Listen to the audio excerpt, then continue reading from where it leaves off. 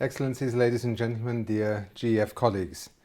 Today marks an occasion where we have to bid farewell to Tom Lovejoy, who since 2008 has been chairing our Scientific and Technical Advisory Panel, and at the time took over from Yolanda Kakabatse, who had taken the STAP through a reform process. It is always sad to say goodbye, but in this case we know that Tom will remain very engaged not only in the business of the GEF and the GEF community, but also will continue to provide this extraordinary leadership that has marked much of his life, both in terms of public service, as a scientist in his own right, and above all as a member of a community of professionals committed to environment, to sustainable development, and always to bringing the latest science to the forefront of policy making. We owe Tom a great deal, not only in the United Nations family as a whole, in the context of his work in the GEF, but also as somebody who has constantly reached out to the public. Not only in his capacity as chair of STAP, but also in his own right as a renowned scientist and public commentator. He has, through many op-eds in the New York Times, in editorials, in his work that he undertakes, for example, through the Planet Under Pressure conference, contributed continuously to trying to develop a scientific agenda that would speak to the policy needs and also policy opportunities that exist in our world. In chairing the STAP, he was also somebody who was recognized by the members of STAP as being somebody constantly engaged, often open to new ideas, trying to set new directions and challenges, being able to, on the one hand, direct STAP, but on the other hand, to also delegate to the STAP members that which is their responsibility.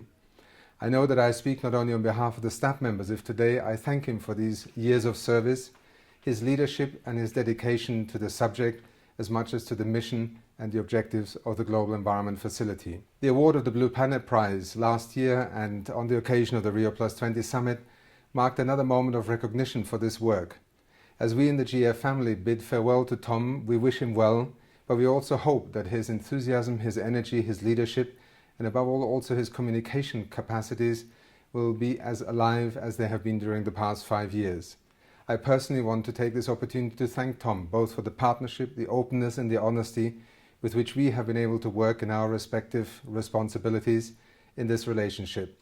I think the GEF, through the STAP and through the leadership of Tom, is in a better place today than it has been in the past, and we owe to you, Tom, a great deal of appreciation and gratitude for the time that you have invested in this work.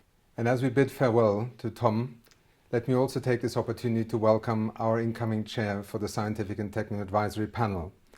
Dr. Rosina Bierbaum, Professor for Natural Resources and Environmental Policy and Dean Emeritus at the University of Michigan, comes with fantastic credentials for this chairing position. Just a few months ago, I had the opportunity to meet and visit Professor Bierbaum at her alma mater, the University of Michigan. Her work there, but also well beyond the boundaries of the University of Michigan, with successive US administrations, with the World Bank in the context of the World Development Report, but also in her right as a scientist and researcher, a public policy commentator, clearly shows that we have found in Dr. Bierbaum a wonderful leader for our Scientific and Technical Advisory Panel for the coming years.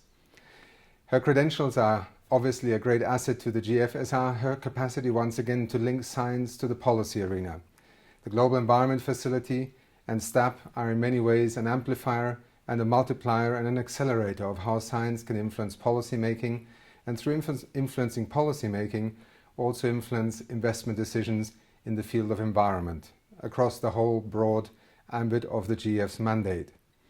The coming years pose many challenges to us. Our ability to respond to the ever-growing body of science clearly is under stress.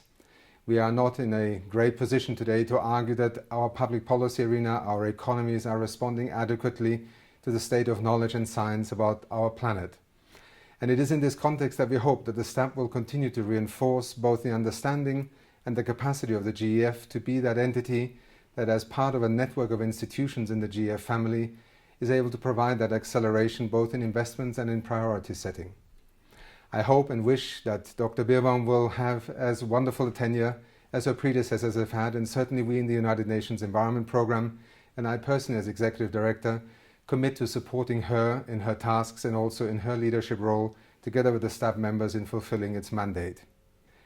Let me end my brief message by also wishing you a very successful GEF Council meeting. The GEF 6 replenishment discussions under the leadership of our CEO, Naoko Ishii, and also Vice President von Amsberg have gotten off to a good start. The coming months will be critical in terms of the future of the GEF and the role that it will play in the broader environment and sustainable development arena.